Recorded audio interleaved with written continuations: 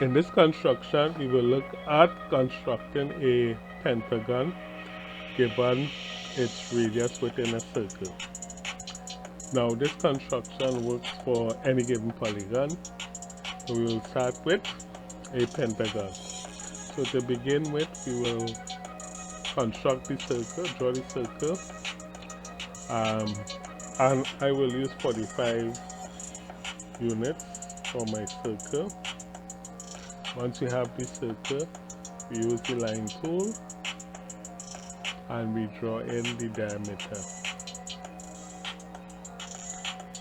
Next, we will divide this diameter into an equal number of parts, and the number of parts will equal to the number of sides of the polygon that we want. So in the example here, we have 5 parts. So this construction you can review in lines, division of lines. So what we do, we draw a small line section, any angle, any length. Now gauge the length because we want it to fit neatly within a circle, so I'm going to use a small line section here. Escape.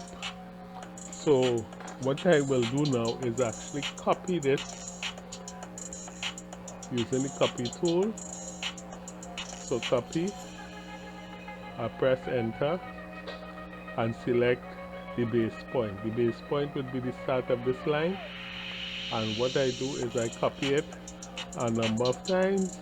The number of times is equal to the number of sections. So we had 1, 2, 3, 4, 5. So we have the 5 sections here. How do we know 1, 2, 3, 4, 5? Next, we join the last point to the end of the line that we wish to divide. Now we use the copy tool again. What we would like to get is some parallel lines. So I'm going to copy this line that we drew and use the end point as the base point and copy it to our various line segments. There. So what we now have, we have 5 divisions here, and these lines now divide our diameter into a number of equal parts. I will use the trim tool where I click on the line that I'm using to trim, press enter. Now right click also works as enter. Now I could select the lines that I want to trim. Trim means to shorten. Right, so I have now my diameter divided into 5 equal parts. Next, using my arc tool, center, start, end,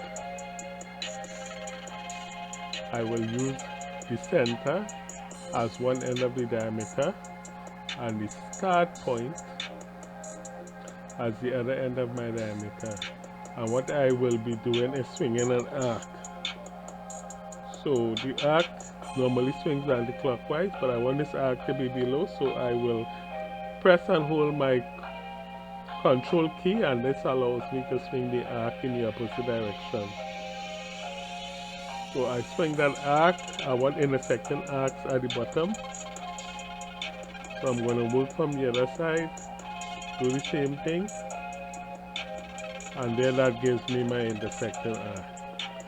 Now for this construction, we want a line, and this line connects from where my 2 arcs below intersect, and it goes to position number 2. For any construction, it goes to position number 2.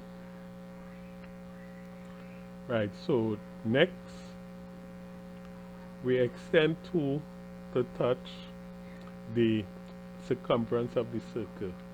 So I will use extend. Now we will find extend by trim. So when you click on the down arrow next to trim, you actually have the option to extend. Click on where I want to extend to, press enter or right click, and then I click on the line I wish to extend, and there. So the significance of this construction is that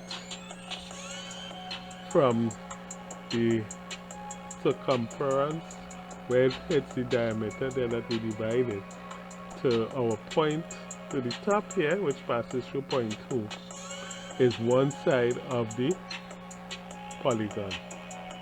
So let me draw that in with the line tool. So this is one side.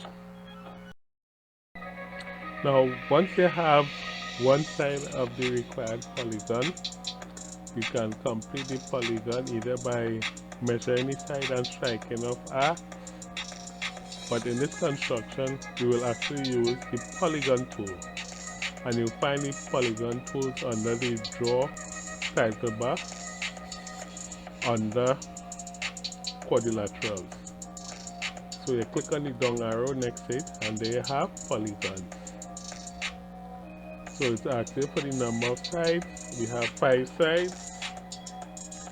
Now it says polygon specify center of polygon or edge. If you are working with one side, we are using edge, you have to type E for edge, enter. It's asking you to pick the first point of the edge. You're going to start at the top and select the second point, which gives us our required polygon.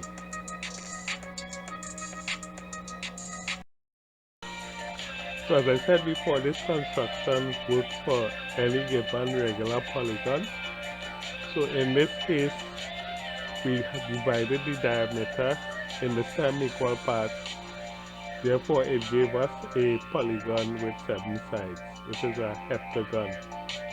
Things to note, we still pass the line through point 2. So for whatever polygon we're drawing, we are always passing through point 2, and this would give us our first side of our polygon, which we use to draw the required polygon.